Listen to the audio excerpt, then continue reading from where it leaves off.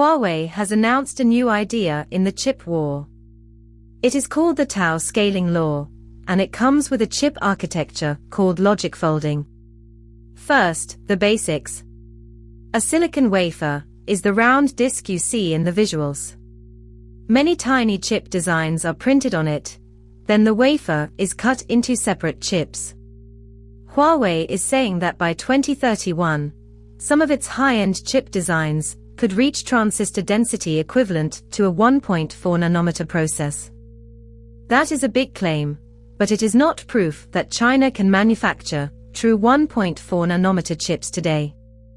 This matters because advanced chips are the engine of modern AI. The better the chip, the faster and cheaper you can train models, run data centers, and power phones, cloud services, and automation. Huawei still faces United States restrictions that limit access to top chip-making tools and some advanced AI hardware. So Huawei is trying to prove that China can keep improving chips through architecture, packaging, and system design, even when the newest manufacturing machines are harder to get. LogicFolding is Huawei's name for changing how signals move inside a chip. Inside every processor, billions of transistors talk to each other through tiny wires. Those signals take time and energy to move.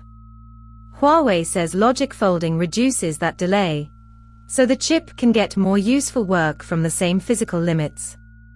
In plain English, it is not only about making the transistor smaller.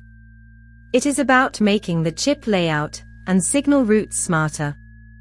Huawei says Kirin chips in fall 2026 will be the first public test.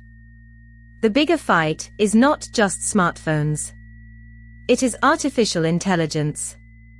AI companies need huge numbers of accelerators to train and run large models. Nvidia has been the global leader, but China wants domestic alternatives, because export rules and politics can interrupt supply. That gives Huawei's Ascend AI chips a strategic opening. If Huawei can make Ascend strong enough for Chinese cloud providers and AI labs, China becomes less dependent on Nvidia, and the global AI chip market becomes more divided. The important point is that a chip is only one layer of the system. AI accelerators need software tools so developers can actually use them. They need memory and storage to feed data into the model. They need packaging so many parts can work together efficiently. And they need data center power, cooling, and networking.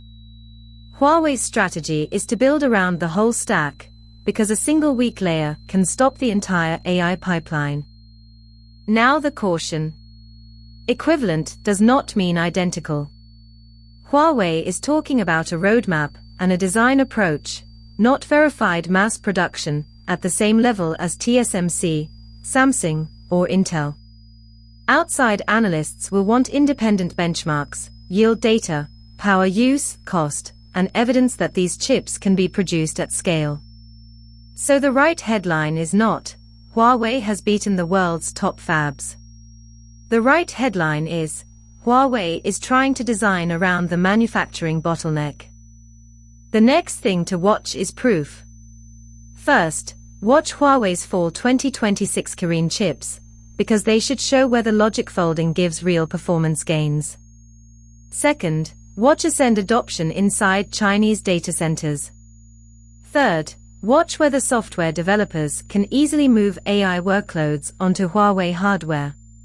The chip war is no longer only a nanometer race. It is a race across design, manufacturing, packaging, software, cloud infrastructure, and national strategy. The bottom line is simple. Huawei's Tau scaling law is ambitious, unproven, and important because chips decide who can build AI at scale. LogicFolding is Huawei's attempt to squeeze more performance from chip design when top manufacturing tools are restricted. If it works, China gets a stronger domestic path for smartphones, cloud servers, and AI accelerators. If it fails, the manufacturing gap remains clear. Either way, this is why one chip announcement matters far beyond Huawei.